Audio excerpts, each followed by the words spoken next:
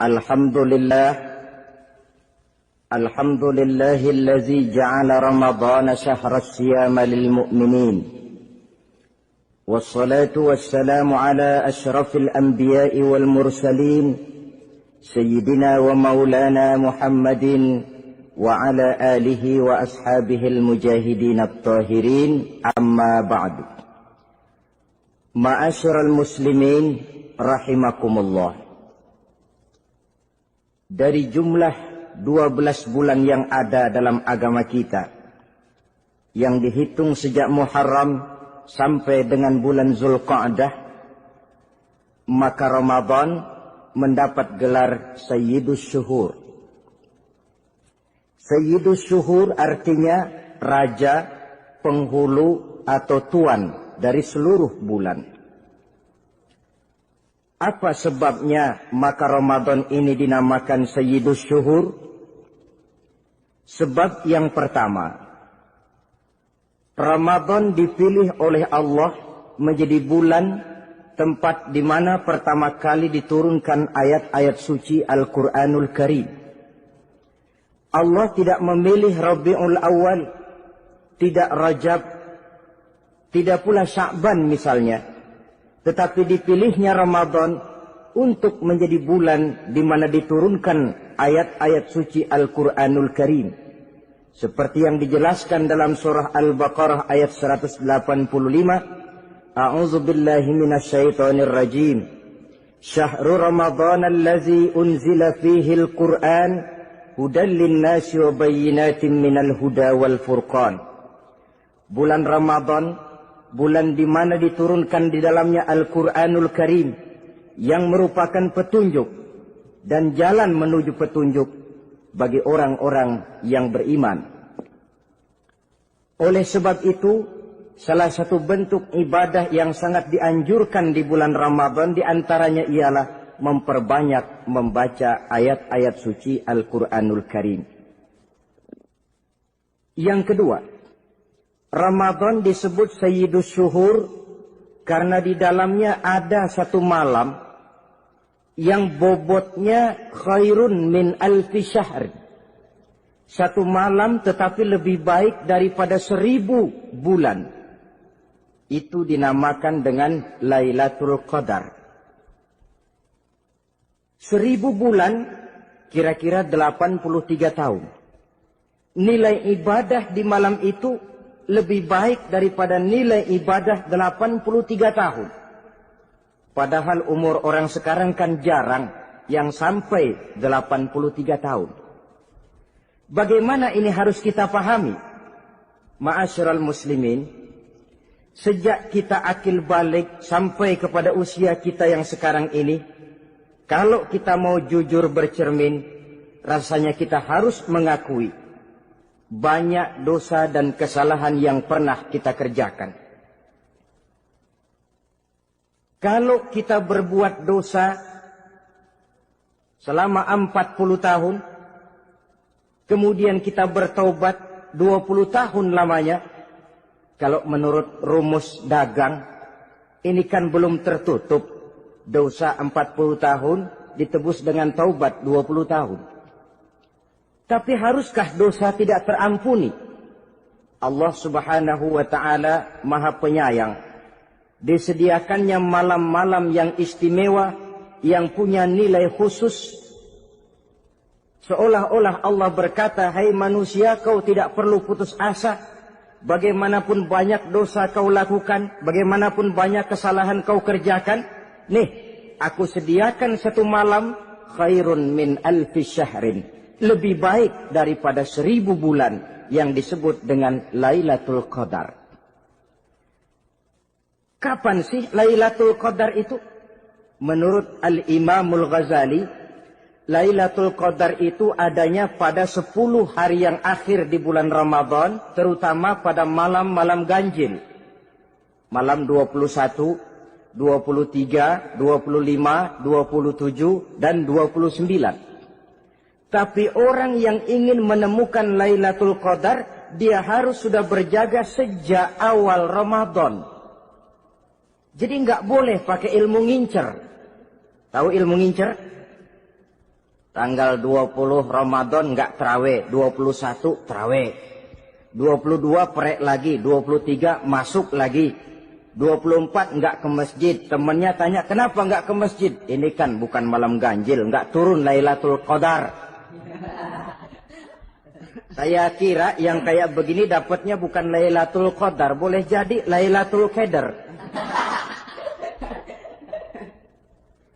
Orang yang ingin menemukan Lailatul Qadar itu, dia harus berjaga-jaga sejak awal Ramadan. Inilah di antara tugas kita, memanfaatkan waktu-waktu yang punya nilai istimewa. Itu ada dalam agama. Dalam setiap minggu ada hari istimewa. Dalam setiap hari ada jam-jam istimewa. Dalam setiap tahun ada bulan istimewa. Coba, dalam setiap minggu ada hari istimewa, hari Jumat. Dalam setiap hari ada jam-jam istimewa, sepertiga malam yang terakhir. Antara jam 2 sampai menjelang fajar di kala subuh, itu saat-saat istimewa. Di samping saat istimewa, Allah pun menyediakan tempat-tempat yang istimewa. Solat di Masjidil Haram, pahalanya 100.000 kali ketimbang solat di masjid-masjid lain. Begitu di Masjid Nabawi misalnya, ini tempat yang istimewa. Lailatul Qadar, waktu yang istimewa yang diberikan kepada kita untuk kita manfaatkan dengan sebaik-baiknya. Toh dalam kehidupan bernegara saja misalnya, kan pada setiap tanggal 17 Agustus, itu Presiden memberikan grasi, ampunan kepada para entah itu tahanan politik dan sebagainya. Ada yang mendapat potongan tahanan, waktu-waktu yang istimewa. Inilah sebab kedua, kenapa Ramadan dinamakan Sayyidus Syuhur. Sebab yang ketiga, Ramadan disebut Sayyidus Syuhur, karena di dalamnya nilai kebajikan berlipat ganda adanya.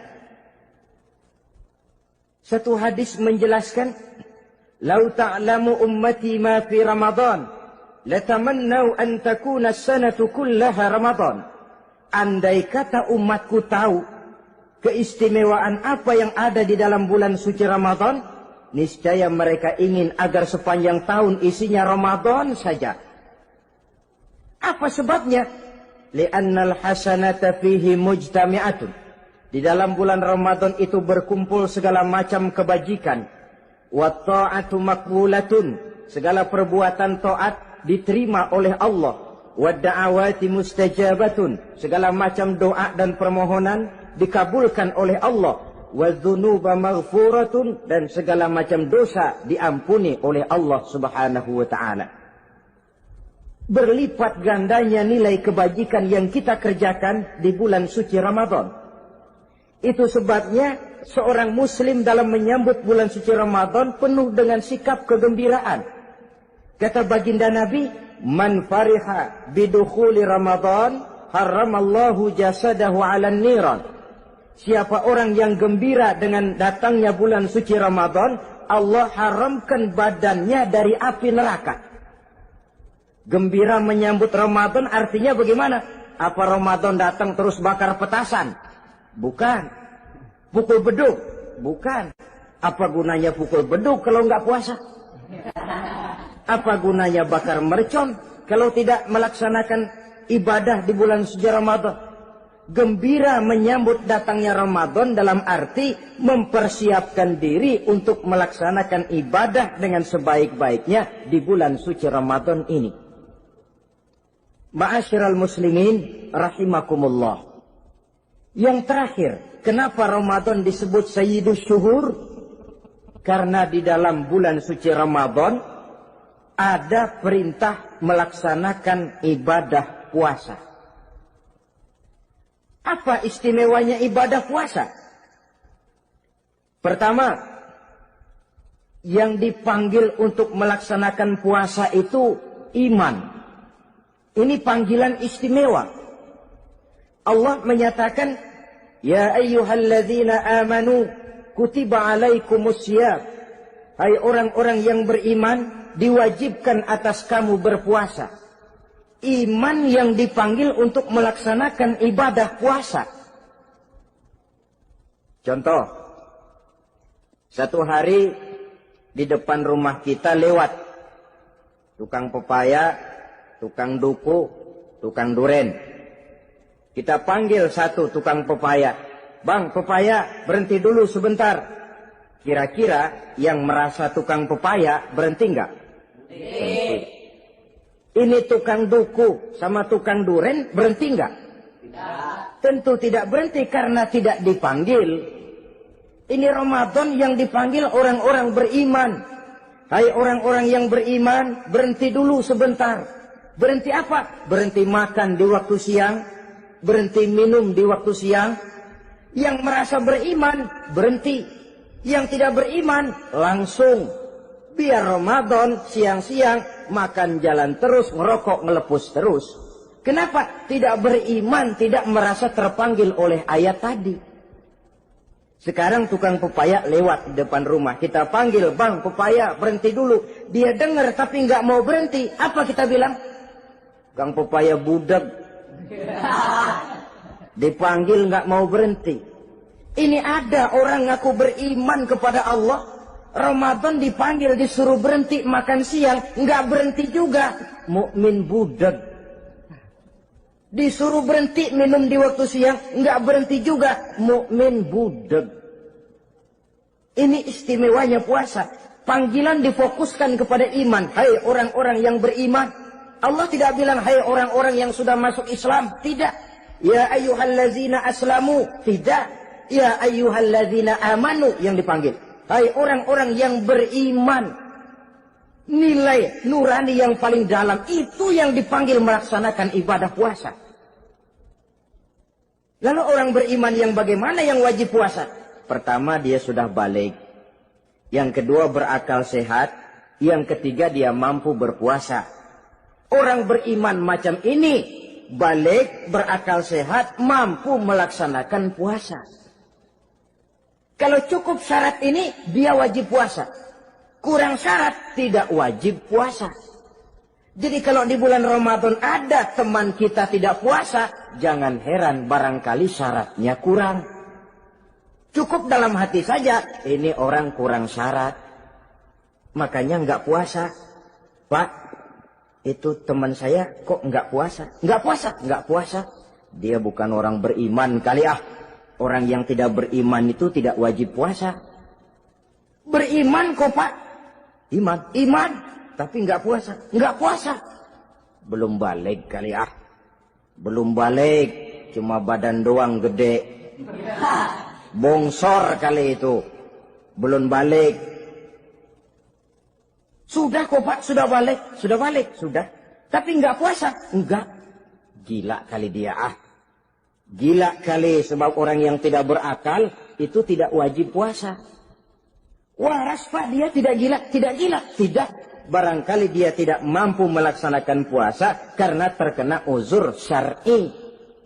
Ini keistimewaan puasa yang pertama yang dipanggil melaksanakannya iman. Keistimewaan yang kedua, oleh karena yang dipanggil iman, maka puasa dinamakan ibadah sirriyah. Ibadah rahasia. Kalau kita sembahyang, orang lihat kan? Lihat enggak? Ya. Kita bayar zakat, orang tahu. Kita pergi haji, apalagi pergi haji, sekampung nganterin. Tapi kita puasa atau tidak puasa, yang tahu kan cuma kita dan Allah saja. Pura-pura sedekah, nggak bisa. Pura-pura sholat, ketahuan. Gerakannya mesti canggung. Pura-pura pergi haji, kemana perginya? Tapi pura-pura puasa, gampang. Namanya ibadah sirriyah. Bulan puasa, jam 8 pagi, makan. Keluar rumah, bibir lap yang kering. Jalan lemesin dikit. Ada angin, belaga miring. Temennya tanya, lo lemes amat, gue lagi puasa nih. Orang lain bisa dibohongi. Sebab puasa memang merupakan ibadah sirriyah. Yang tahu cuma kita dan Allah saja. Karena dia ibadah rahasia, puasa ini sulit terkena penyakit ria. Ibadah yang lain karena kelihatan orang, gampang kena penyakit ria. To show only. Sholat, karena kelihatan orang, gampang kena penyakit ria. Karena saya jadi imam, misalnya, di belakang saya lihat ada mertua. Wah, saya bikinlah sembahyang saya mantap-mantap. Pakai serban, pakai siwak. Bahasanya saya paseh-pasehin. Kayak orang 16 tahun di Mekah. Wah. Ufolli warwal maghribi salasa raka'atin Allahu Akbar. Surahnya saya cari yang panjang-panjang, paling pendek Sabbihis sama Wadduha. Akibat apa itu? Ria, di belakang ada calon mertua. Tapi kalau sholat sendirian dalam kamar, boro-boro pakai serban dan siwak, kadang-kadang kaos kutang saja cukup. Surahnya jangan Sabbihis sampai Wadduha, langganannya Inna A'toinakal Kautsar sama Qul Huwallahu Ahad. Karena sholat terlihat orang, mudah kena penyakit ria. Sedekah pun begitu.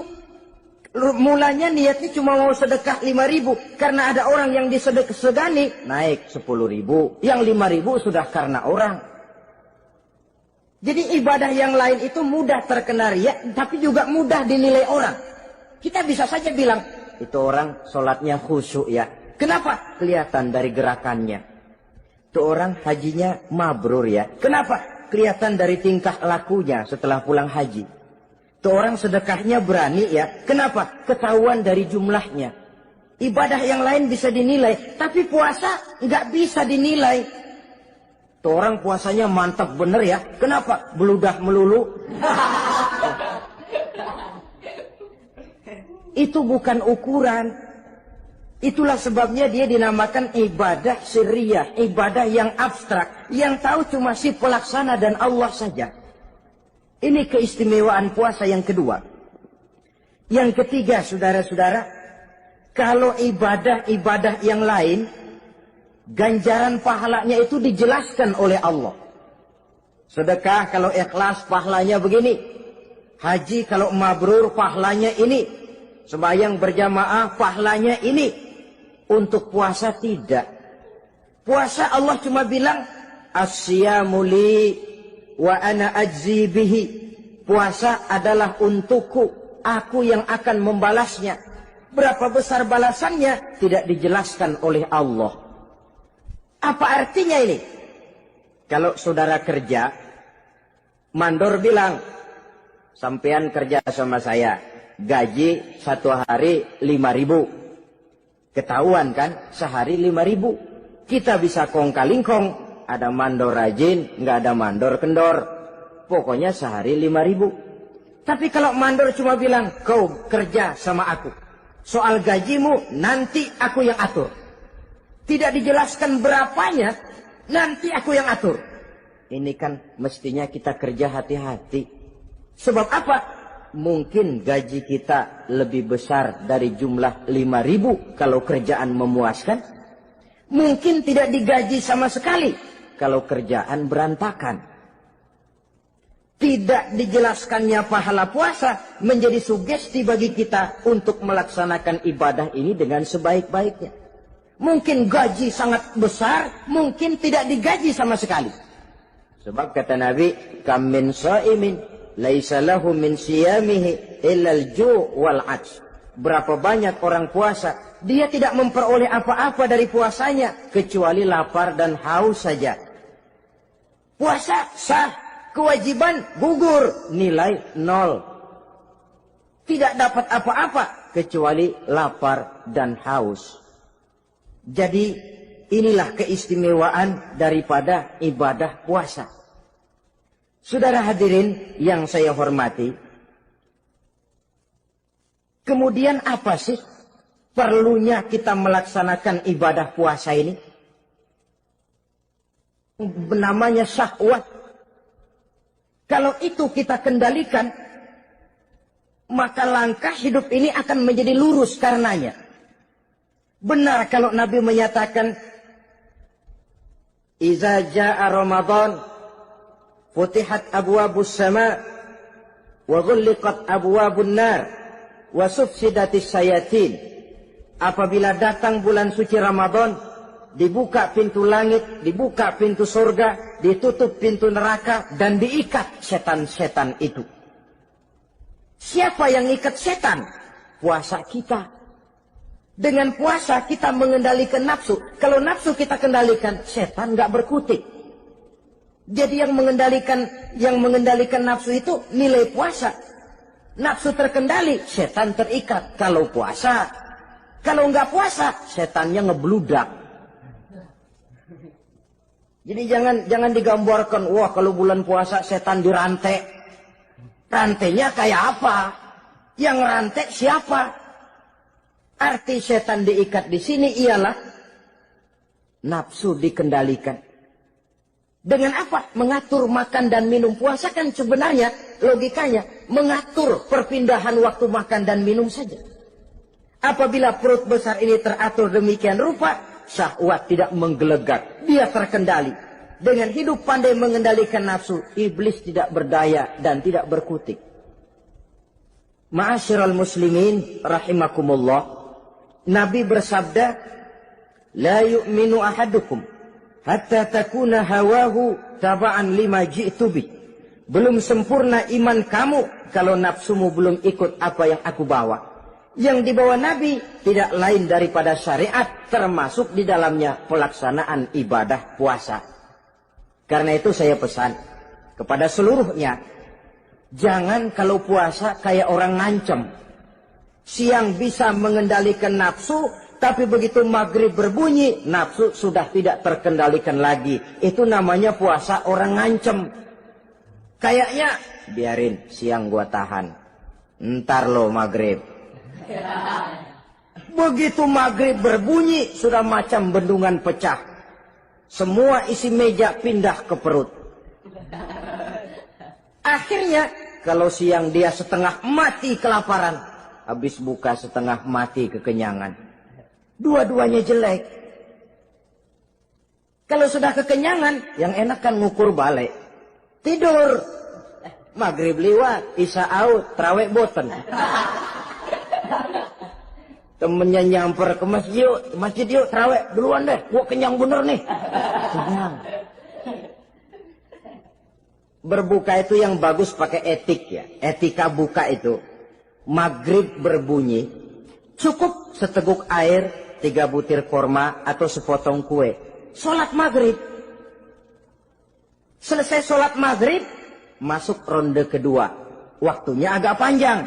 Makan ala qadarnya. Selesai makan, berangkat ke masjid, isya, tarawih. Pulang tarawih, masuk ronde ketiga. Waktunya panjang.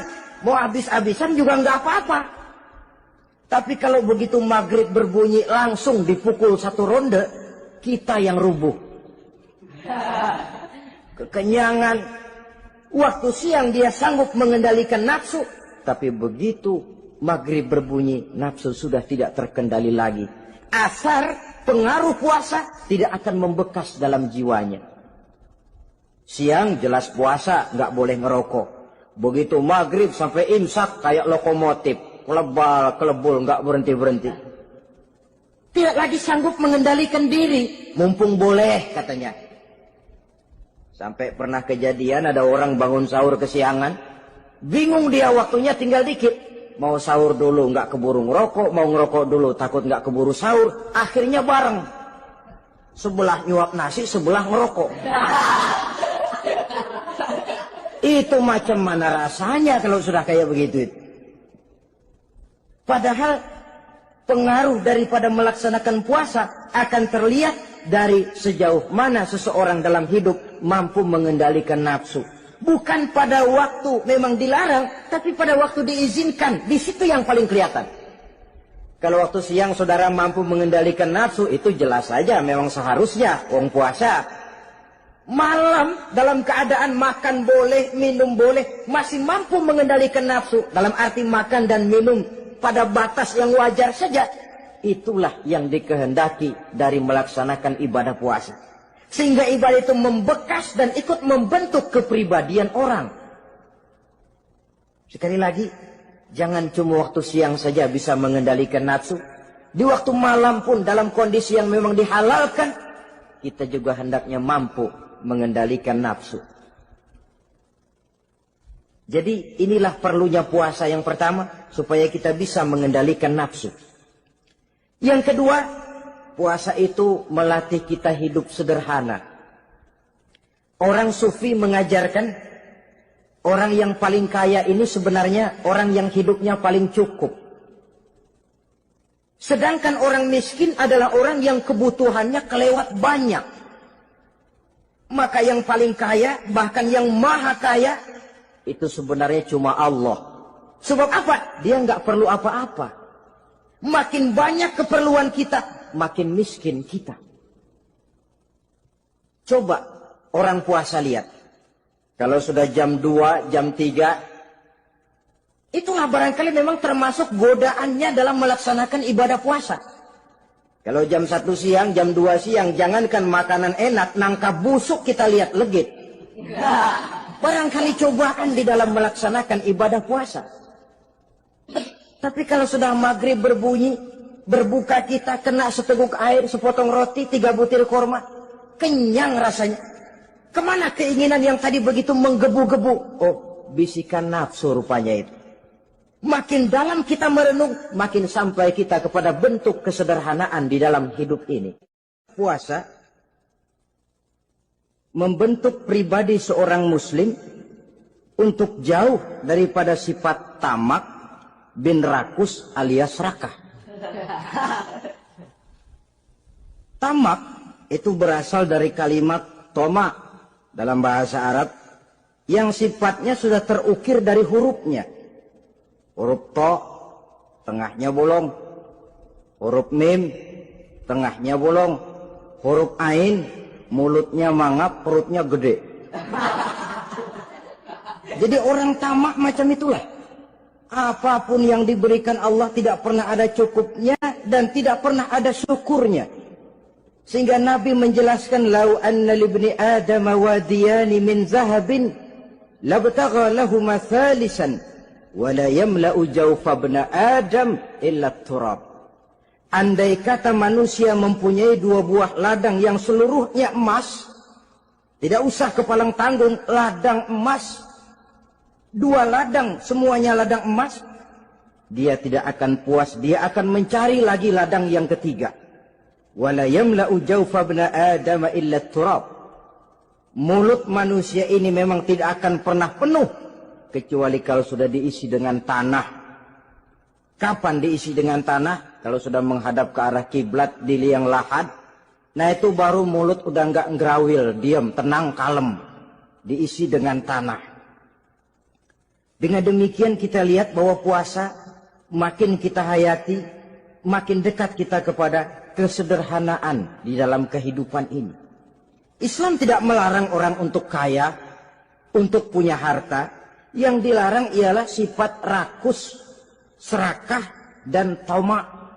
Karena ini akan membuat orang melakukan segala macam cara, ingkar kepada nikmat Allah, tidak pandai bersyukur, pandangan matanya selalu diarahkan ke atas. Dikala hidupnya sudah serba cukup, dia masih merasa kurang. Sebab itu dia selalu kurang. Dia sudah kaya tapi masih merasa miskin saja, maka hidupnya pun miskin terus. Saudara-saudara ma'asyiral muslimin, ini hikmah yang kedua kenapa kita perlu puasa. Yang ketiga, puasa itu melatih kita cinta kepada fakir miskin, orang-orang yang tidak mampu, yang memerlukan pertolongan. Bagaimana caranya? Dunia pendidikan berkata bahwa pendidikan akan lebih berhasil kalau bersifat audiovisual. Mengajar anak berenang, bawa ke kolam. Mengajar anak naik sepeda, berikan sepedanya. Mengajar orang cinta fakir miskin, rasakan apa yang dirasakan oleh fakir miskin. Apa itu? Lapar, haus. Kan nggak bisa ngajarin anak berenang teori saja. Ke kolam nggak pernah. Teori hafal luar kepala. Gaya dada begini, gaya 200 meter begini, gaya kupu-kupu begini, gaya bebas begini. Teori hafal ke kolam nggak pernah. Sekali terjun gaya batu. Sudah nggak timbul-timbul lagi. Nggak bisa ngajar anak naik sepeda cuma teori saja. Sepedanya tidak pernah diberikan. Hafal teori. Bab 1 pegang setang. Bab 2 dorong. Bab 3 kaki kanan naik pedal kanan. Bab 4 genjot. Hafal teori, megang sepeda nggak pernah. Begitu dikasih sepeda dia naik, habis tukang bakso. Pun mendidik orang cinta kepada fakir miskin tidak bisa cuma lewat seminar, kongres, penataran, indoktrinasi, diadakan simposium, seminar, diskusi, supaya orang cinta kepada fakir miskin, tapi yang bicara orang kenyang semua. Bagaimana hati ini mau peka? Islam itu nggak usah banyak teori lah, rasakan saja lapar, haus, enak nggak? Kalau kau tahu lapar dan haus tidak enak, kau lapar haus cuma sebentar. Habis maghrib, laparmu hilang, hausmu hilang. Bagaimana saudara-saudaramu muslimin yang terkapar di kolong-kolong jembatan? Yatim piatu yang hidup terlunta-lunta. Perempuan-perempuan tua hidup miskin, anak pun banyak perlu uluran tangan. Lapangan kerja sulit, persaingan hidup makin tajam. Meringkuk mereka di sudut-sudut kehidupan. Beratap langit, beralas bumi, tanpa tahu kapan hidup dan nasibnya akan berubah. Di situ pekaklah hati untuk hidup tidak cuma buat kepentingan diri dan perut sendiri saja, tapi mampu memberikan pertolongan sesuai dengan kemampuan kepada mereka yang memang memerlukan. Sebuah hadis menyatakan, irhamu ahlal ardi yarhamkum man fis sama. Sayangilah apa yang ada di permukaan bumi, nanti yang di langit akan sayang kepadamu. Si kaya sayang kepada yang miskin lalu menolongnya. Yang alim sayang kepada yang awam lalu membimbingnya. Yang pemimpin sayang kepada rakyat lalu melindunginya. Yang di langit akan sayang kepada kita, akan turun rahmah berlimpah, akan tercipta keberkahan dan ketenangan dalam hidup. Tapi kalau sebaliknya, yang kaya malah nyantap yang miskin, yang pemimpin malah menggilas yang rakyat, yang alim malah membodoh-bodohi orang yang memang sudah bodoh, akan terwujudlah malapetaka. Bukan rahmah yang turun dari langit, tapi azab akan menimpa kita semua. Orang yang menghayati lapar, menghayati haus, akan timbul kepekaan sosial. Hidup tidak cuma untuk diri sendiri saja, tapi mampu melihat lingkungannya. Yang keempat, kita perlu puasa untuk menumbuhkan sifat jujur dan disiplin. Coba lihat, kalau tengah hari bulan puasa, andai kata saudara masuk ke dalam kamar seorang diri, saudara kunci dari luar, lalu saudara makan, tidak seorang pun tahu. Tapi kenapa itu tidak kita lakukan? Ada semacam perasaan malu. Malu kepada Allah. Iya, orang lain tidak tahu. Iya, manusia bisa saya bohongi, tapi Allah. Atau umpamanya waktu sholat zuhur, saudara sholat zuhur di masjid, umpama ketika ngambil air wudhu, giliran ke kemur, saudara korupsi dikit aja, telan. Jangan Nabi sumu tasihhu. Berpuasalah kamu, badanmu akan sehat. Sebab apa? Saya katakan tadi, semua energi dihasilkan dari perut besar sini. Itu makanan yang kita makan, mulai dari keju sampai singkong, mulai dari hamburger sampai combro, masuk perut besar, digiling, lalu ditransfer ke seluruh tubuh. Oleh perut besar ini, mekanisme kerjanya persis pabrik besar. Yang kalau kita hayati, Allahu Akbar. Fatabarakallah ahsanul khaliqin. Ini tangan supaya kuat kerja perlu vitamin apa? Kirim ke tangan. Mata supaya awas perlu vitamin apa? Kirim ke mata. Bibir supaya nggak pecah perlu vitamin apa? Kirim ke bibir. Oleh perut besar ditransfer ke seluruh tubuh. Sisanya yang nggak perlu keluar jalan belakang. Kalau perut besar ini terus-menerus bekerja, ibarat mesin diforsir, dia akan cepat rusak. Maka datang bulan Ramadan. Perut besar itu jangan terlalu diforsir. Diberikan tenggang waktu istirahat. Sehingga Nabi memberikan jaminan sumu tasihhu. Berpuasalah kamu, pasti kamu akan sehat. Buktinya orang mati kelaparan banyak, tapi yang mati karena puasa, kalau puasanya betul, nggak ada. Maka Islam itu agama yang sesuai dengan fitrah, ya. Buktinya apa? Puasa wisol itu bukan saja tidak boleh, tapi haram. Puasa wisol artinya puasa nyambung. Dari pagi sampai maghrib, sampai malam, sampai besok pagi lagi terus-terusan puasa, haram. Karena itu bertentangan dengan fitrah. Islam tidak cukup dari waktu imsak sampai datang waktu maghrib. Kenapa? Menurut perhitungan itu sesuai dengan daya kemampuan maksimal manusia. Sudah diukur itu. Allah yang bikin manusia kok. Jadi kalau Allah perintah puasa, itu sudah dalam kemampuan daya tampung dari kapasitas yang dimiliki manusia. Orang mati kelaparan banyak, yang mati karena puasa nggak ada. Belum pernah saya dengar ada warta berita, sari berita-berita penting dalam siaran ini, gara-gara bulan puasa orang Islam pada mati. Nggak ada. Yang mati kelaparan banyak, tapi yang mati karena puasa tidak ada. Nabi menjamin sumu tasihhu. Berpuasalah kamu, pasti badanmu akan sehat. Ma'asyiral muslimin, kalau sudah tahu kita apa perlunya kita berpuasa, pembicaraan akan saya lanjutkan bagaimana seharusnya kita puasa.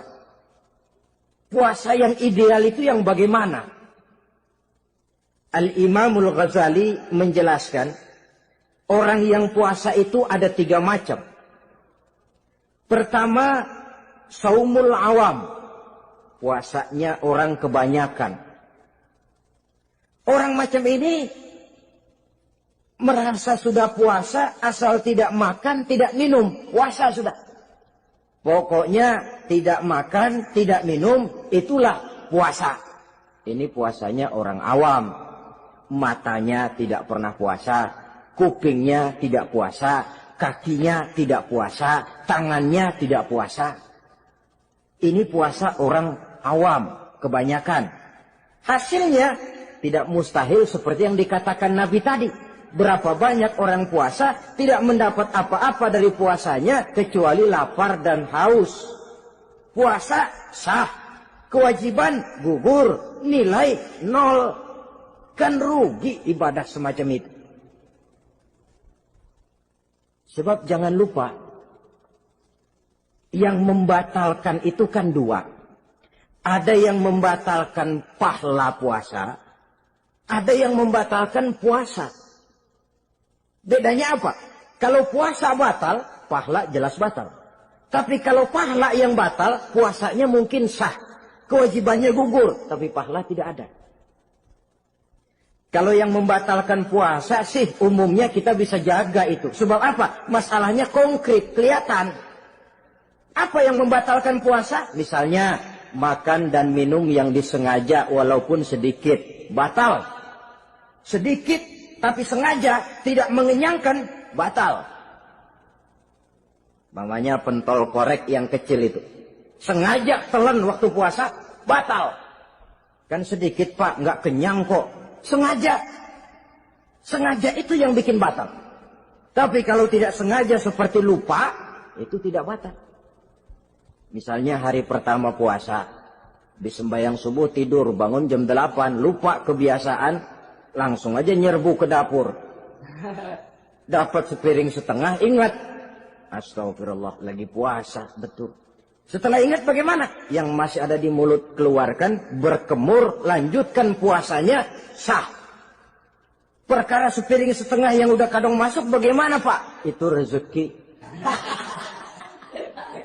Lawang orang lupa, lupa itu kan jenis yang ma'fu anhu, jenis yang dimaafkan. Makan dan minum yang disengaja walaupun sedikit, batal. Batal puasanya. Apalagi muntah yang disengaja, batal puasa itu. Ukuran sengaja kan kita tahu. Apalagi hilang akal, seperti gila atau pingsan, batal puasa. Apalagi hubungan suami istri di waktu siang secara sengaja, batal. Kalau sengaja. Kalau nggak sengaja, enggak. Namanya nggak sengaja. Umpamanya, saya nggak sengaja Pak, tahu-tahu udah nyampe situ, gimana? Yang nggak batal, cuma begitu ingat, buru-buru selesai mandi, lanjutkan puasanya, sah. Jangan begitu ingat sih ingat Pak puasa, cuman tanggung. Nah, ini tanggung ini yang bikin jadi batal. Dan jangan lupa, orang yang membatalkan puasa karena hubungan suami istri, dendanya paling berat. Seorang sahabat pernah lapor, halaktu ya Rasulullah, ya Rasul, celaka saya. Ma'ahlaka, apa yang bikin kamu celaka? Saya lagi puasa Ramadan ya Rasulullah, saya nggak tahan. Lalu saya nyelonong sama istri saya, pengantin baru ini rupanya. Nyelonong bagaimana? Ya nyelonong.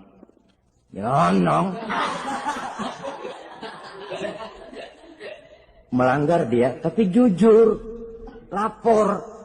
Kata Rasul, ya sudah bayar dendanya. Dendanya apa ya Rasulullah? Bebaskan budak. Aduh, saya nggak punya budak ya Rasulullah. Tidak punya? Tidak punya. Puasa 2 bulan berturut-turut. Tidak boleh diselang-seling. Syahraini mutatabi'aini. 2 bulan berturut-turut. Tidak boleh diselang-seling. Gimana? Sanggup puasa 2 bulan berturut-turut? Enggak kuat ya Rasulullah. Enggak kuat? Enggak kuat. Ramadan yang sebulan aja saya nyelonong. Apalagi 2 bulan. Kalau kau tidak kuat juga, beri makan 60 fakir miskin. 1 orang 1 mud. Ya Rasulullah. Apalagi? Jangan memberi makan 60 fakir miskin. Kalau istri saya di rumah sehari masak 3 hari libur. Saya orang susah ya Rasulullah. Saya pikir lagian ya orang kebangetan juga. Sudah melarat sama larangan berani. Rasul masuk ke dalam kamar, keluar kembali bawa sekeranjang kecil kurma. Kalau kau tidak punya apa-apa, bawa pulang ini. Sedekahkan kepada orang-orang miskin di kampungmu sebagai pembayar dendamu. Ya Rasulullah. Apalagi? Di kampung saya itu yang paling miskin saya. Waduh, rusak bener ini orang. Apa marah Rasul? Beliau malah senyum. Ya sudah, kalau memang yang paling miskin kamu, bawa pulang saja itu kurma, beri makan anak istrimu di rumah. Orang ini udah melanggar larangan, dapat kurma lagi. Yang kedua, watak hukum Islam itu elastis, fleksibel, tidak kaku. Tidak kalau sudah begitu ya mesti begitu, itu tidak. Yang sering kaku kan kitanya umat Islam di dalam memahami Islam. Saudara hadirin yang saya hormati, yang tidak boleh itu pun di waktu siang. Kalau malam sejak maghrib sampai sebelum imsak, pada awal perintah puasa tidak boleh. Tapi ternyata banyak juga yang nyerempet-nyerempet. Sampai Allah turunkan, uhilla lakum lailatas siyami arrafasu ila nisaikum. Dihalalkan bagi kamu pada malam puasa bergaul dengan istrimu. Jadi barangkali di antara pendengar ini ada yang pengantin baru, tolong sabarlah di waktu siang.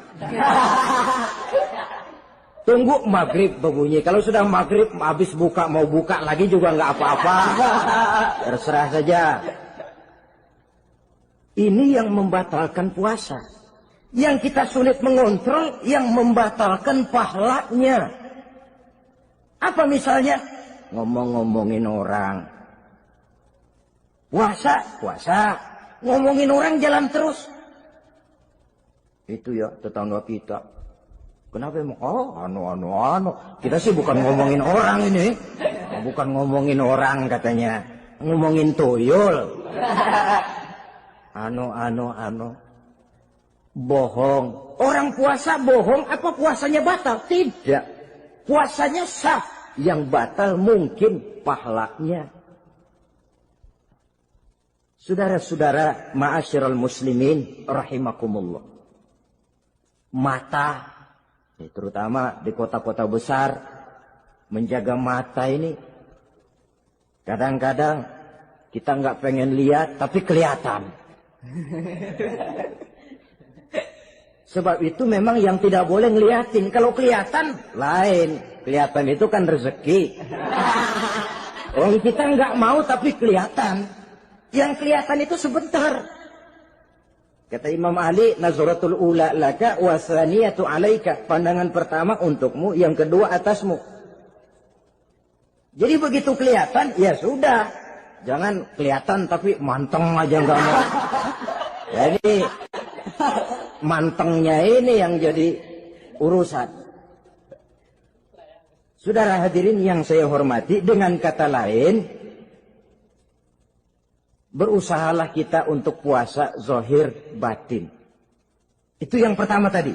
Puasa tingkatnya orang saumul awam disebut. Tingkat yang kedua, saumul khawas. Puasanya orang khusus. Bagaimana ini? Di samping tidak makan dan tidak minum, panca inderanya sudah ikut puasa. Matanya puasa. Kupingnya puasa. Asal ada diajak ngomong-ngomongin orang, maaf ya, kuping saya lagi puasa. Kakinya puasa, diajak jalan ke tempat yang tidak baik, dia bilang, maaf saja, kaki saya lagi puasa. Diajak nyolong, maaf, tangan saya lagi puasa. Tidak cuma sekedar tidak makan dan tidak minum, panca inderanya sudah ikut puasa. Sekurang-kurangnya, seperti inilah puasa kita. Zahir, batin. Nah, yang tertinggi disebut saumu khawasil khawas.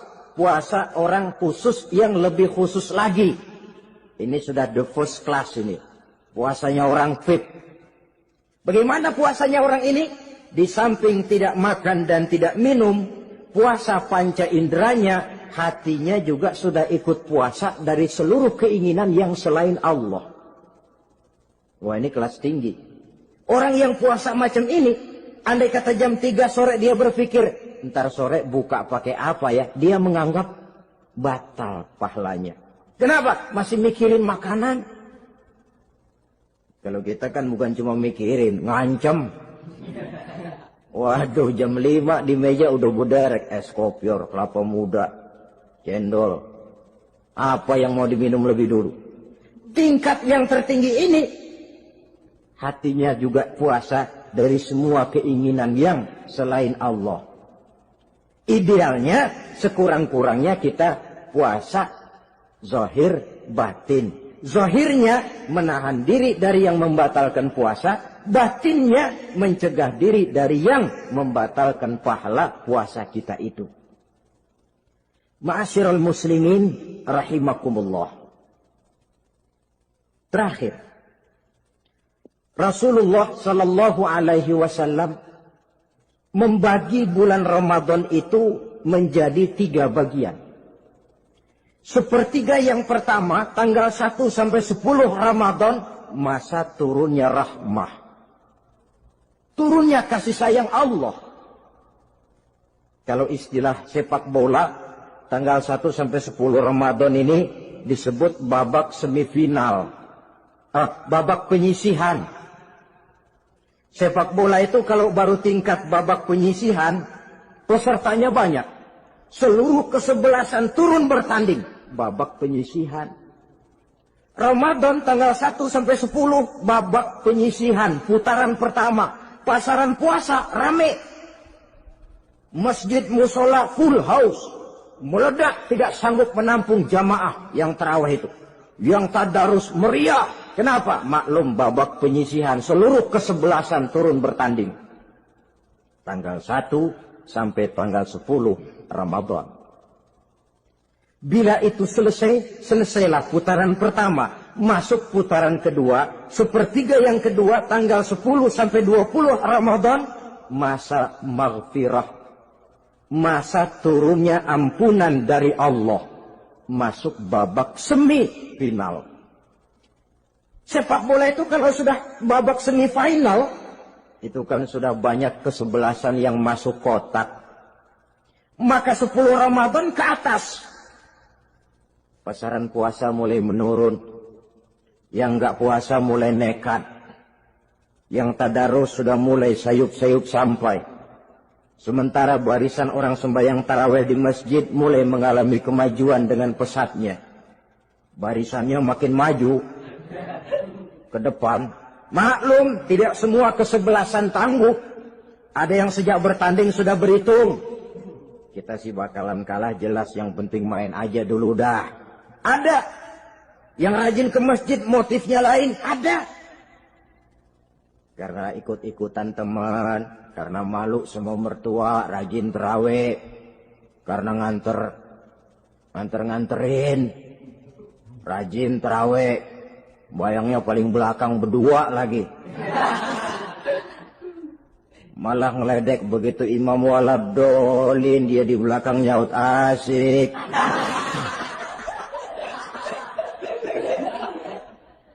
Yang kayak begini ini sudah nggak bakal tahan lama. Akan gugur di babak semifinal. Puncaknya, putaran terakhir, tanggal 20 sampai akhir Ramadan, masa itkun minan nar, masa pembebasan dari api neraka. Masuk babak final. Kalau sudah babak final, ya pesertanya nggak banyak sudah. Ramadan tanggal 20 ke atas babak final. Pesertanya nggak banyak. Sebab apa? 20 Ramadan ke atas pikiran orang sudah bercabang itu. Yang punya kampung sudah siap-siap mau pulang mudik. Lebaran di buah kampung. Puasa ke enggak, yang penting pokoknya lebaran. Yang pegawai negeri gajinya kecil, anaknya banyak, palanya ngebet. Yang belum punya sepatu, belum punya baju, macam-macam problem sehingga konsentrasi ibadah menurun. Padahal Nabi sangat menganjurkan tingkatkan ibadah la siyama fi asril awakhir, lebih-lebih pada hari 10 yang akhir, tanggal 20 sampai akhir Ramadan. Di situ dianjurkan memperbanyak ibadah, i'tikaf, tarawih, tadarus Quran, bersedekah, amalan-amalan sunnah yang sangat dianjurkan di bulan suci Ramadan ini. Nah, mereka yang keluar sebagai finalis Ramadan, Allah Subhanahu wa ta'ala berkenan memberikan piagam penghargaan. Di atas piagam itu tertulis dengan nyata, ghufira lahu ma taqaddama min zambihi. Pemegang piagam ini dinyatakan keluar sebagai finalis Ramadan. Kepadanya diberikan penghargaan dengan jaminan ampun terhadap seluruh dosa yang pernah dia kerjakan. Sehingga dia keluar Ramadan, masuk 1 Syawal, seperti bayi baru dilahirkan oleh ibunya. Bersih tanpa dosa, karena sudah dibersihkan oleh ibadah Ramadan. Sehingga masuk Syawal, dia rayakan Idul Fitri, dia pantas mengucapkan minal aidin wal faizin. Minal aidin artinya, semoga kita termasuk orang yang kembali. Kembali kemana? Kembali kepada fitrah. Seperti bayi baru dilahirkan oleh ibunya. Tidak punya dosa kepada Allah. Karena sudah dibersihkan oleh ibadah Ramadan. Ini orang yang finalis. Puasanya betul, tarawihnya betul. Pantas mengucapkan minal aidin. Dan kalau tarawih cuma 2 malam, puasa 3 hari. Lebaran paling rajin, mas minal aidin ya, minal aidin.